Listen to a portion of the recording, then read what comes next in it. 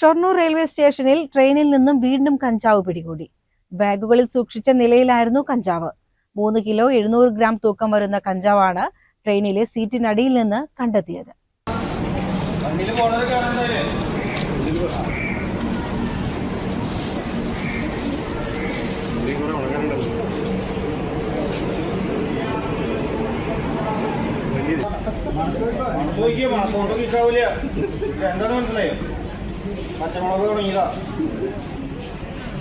വ്യാഴാഴ്ച ഉച്ചയ്ക്ക് 12:30 എത്തിയ തിരുവനന്തപുരം ശ്രീഗംഗ നഗർ ട്രെയിനിൽ ജനറൽ കോച്ചിൽ നിന്നാണ് കഞ്ചാവ് പിടികൂടിയത്. 12/6/2025 തീയതി ഇന്നിവിടെ ഉച്ചയ്ക്ക് എത്തിക്കഴിഞ്ഞാൽ മംഗലാപുരത്ത് തിരുവനന്തപുരത്തേക്ക് പോകുന്ന ഗംഗാനഗർ തീവണ്ടിയിൽ ജനറൽ ബാഗിൽ ജനറൽ കോച്ചിൻ്റെ മുൻഭാഗത്തു നിന്ന് ഏകദേശം 3.5 കിലോയോളം 3,700ഓളം തൂക്കമുള്ള കഞ്ചാവ് കണ്ടെടുക്കാൻ പറ്റി.